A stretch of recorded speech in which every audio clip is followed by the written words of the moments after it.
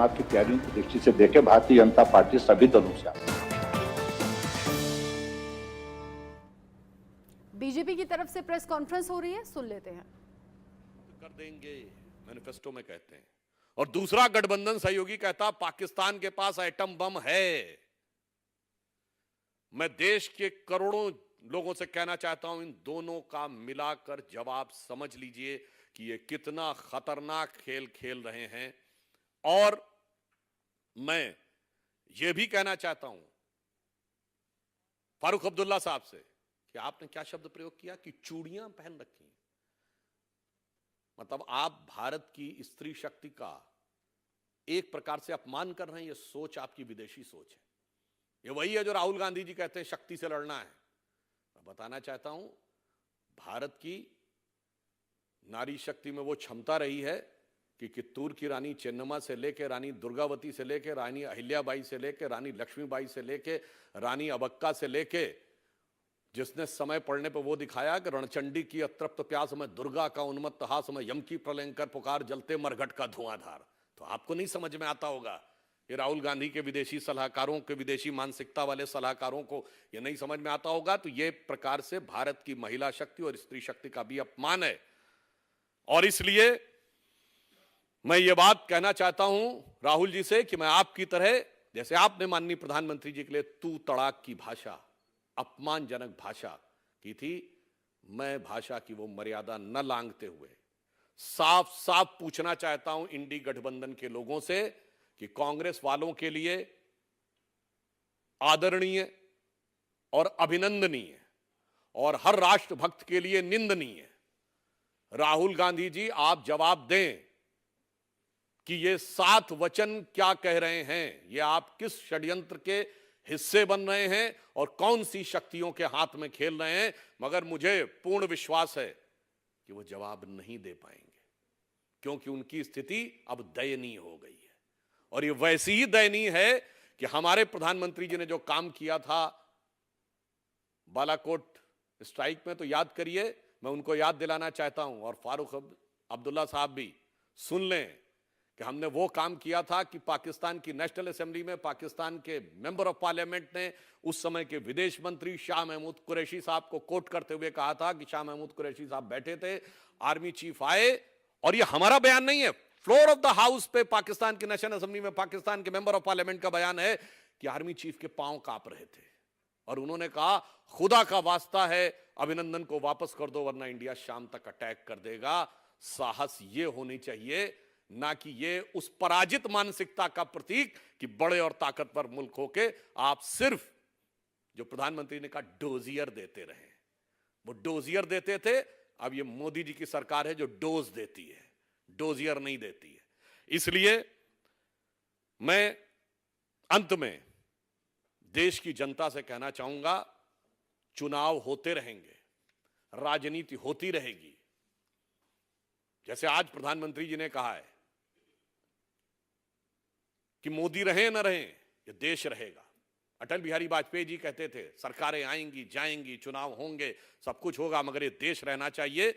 तो मैं इसलिए देश की जनता से कहना चाहूंगा कि कहनी है एक बात, मुझे आज देश के प्यारों से संभल कर रहना, अपने घर में छिपे हुए गद्दारों से। धन्यवाद।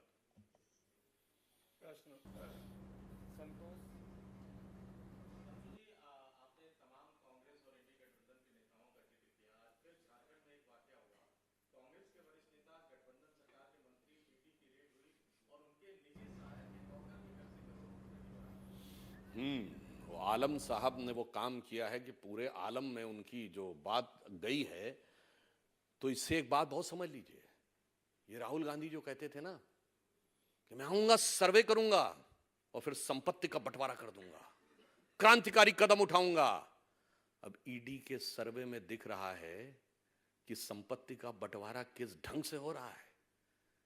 मतलब मंत्री तो छोड़िए, मंत्री के निजी सचिव तो छोड़िए, निजी सचिव के नौकर के यहां करोड़ों मिल रहे हैं। तो देश की जनता को समझना चाहिए कि ये तथाकथित संपत्ति के बंटवारे की तथाकथित क्रांति के बारे में अगर कोई उनके मन में भ्रांति हो देश में, तो वो स्पष्ट हो जानी चाहिए। मतलब ऑन द लाइटर नोट कहूंगा ये तो वो वाली बात है ना, जैसे पुराने जमाने में एक डायलॉग सुनते थे कि साहब इतनी गोलियां चलेंगी कि खोखे बटोरने वाले भी लखपति हो जाएंगे।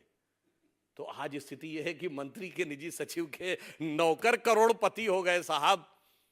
तो बस अब ये मुझे लगता है कि अब कुछ कहने की, सुनने की, समझने की जरूरत नहीं हो गई। जो आंखों के आगे दिख रहा है उनके तथाकथित संपत्ति के बंटवारे के फार्मूले को, चूंकि उन्हें हिंदी की बातें और भारतीय भाषाओं संस्कृत की अच्छी नहीं लगेंगी, तो उनके लिए कहना चाहूंगा कांग्रेस के लिए कि हाथ कंगन को आरसी क्या और पढ़े लिखे को फारसी क्या।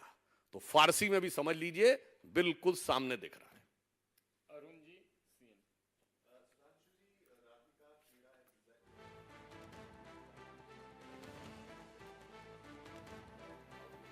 क्योंकि फारूक अब्दुल्ला ने कहा था पाकिस्तान को कम नहीं समझना चाहिए, उसके पास परमाणु बम है। साथ ही साथ उन्होंने आलमगीर आलम के पीए के नौकर के यहां से मिली नेता घुटन महसूस कर रहा है, ये उनका अंदरूनी मामला है। और मैं कहना चाहूंगा कि जो अंदर की उनकी स्थिति है वो पूरी तरीके से उजागर होती चली जा रही है। तो क्यों हो रहा है, कैसे घटित हो रहा है, और ये लंबे समय से घटित हो रहा है। मैं याद दिला दूं, सीक्वेंस वहां से शुरू होता है। आप लोग में से बहुत से लोगों के दिमाग से विस्मृत हो गया होगा। अरुणाचल प्रदेश के कांग्रेस के मुख्यमंत्री कोलिको पुल, जिन्होंने आत्महत्या कर ली थी, उन्होंने अपने बयान में लिखा था कि 2 साल तक उनको मिलने का समय नहीं दिया गया। और वहां से फिर एक लंबा सीक्वेंस आज राधिका खेड़ा तक आता है। मुझे लगता है इस सवाल का जवाब कांग्रेस वालों से पूछा जाए तो ज्यादा बेहतर होगा कि आपके यहां ऐसा क्यों हो रहा है कि जिसे वो पुराने गीत में कहते थे ना, नादान तमन्ना रेती में, उम्मीद की कश्ती खेती है, एक हाथ से देती है दुनिया 100 हाथों से ले लेती है, ये खेल है कब से जारी, बिछड़े सभी बारी बारी। हिमांशु रिपब्लिक सर,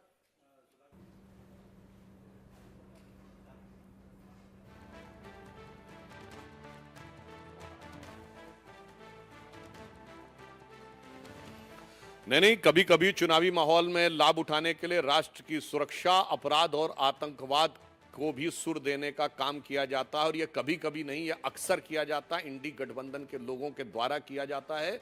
और ये उनके बयान से यही साफ दिखाई पड़ता है, क्योंकि इसमें उनको हिंसा नजर नहीं आती है, इसमें सेकुलरिज्म का सुंदर संगीत नजर आता है।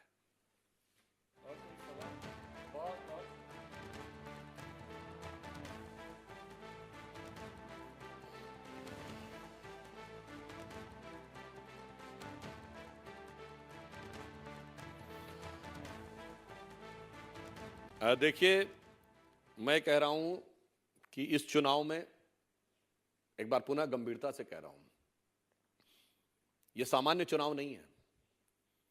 पहली बार भारत स्वतंत्रता के बाद जिस दृढ़ता के साथ, जिस क्षमता के साथ और जिस समृद्धि के साथ, जिस स्वाभिमान के साथ उभरता हुआ दिखा है, तो देश के अंदर ही नहीं, बाहर की बहुत सी ताकतों को के कलेजे पर सांप लौट रहा होगा।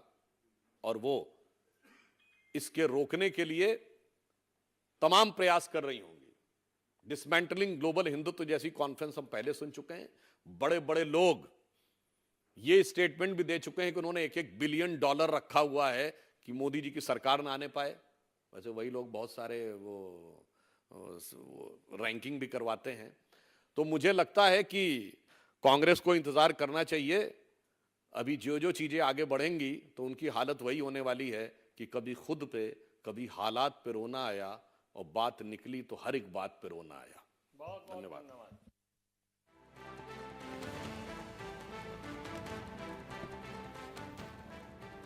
सुधांशु त्रिवेदी, बीजेपी की तरफ से कांग्रेस के और विपक्ष के एक एक मुद्दे को अभी जवाब देते हुए यहाँ पर नजर आ रहे हैं। फिर चाहे वो फारूक अब्दुल्ला का पाकिस्तान प्रेम हो, या फिर झारखंड में आलमगीर आलम के पीए के नौकर के घर से 30 करोड़ से ज्यादा कैश मिलना हो, या फिर वो पंजाब के पूर्व मुख्यमंत्री चरणजीत सिंह चन्नी के कई सवालों का जवाब हो। एक एक करके सभी सवालों का जवाब दे रहे हैं और कह रहे हैं इंडिया अलायंस ये झूठा गठबंधन है। एक छोटा सा ब्रेक ले रहे हैं, लौटेंगे। Grade A office and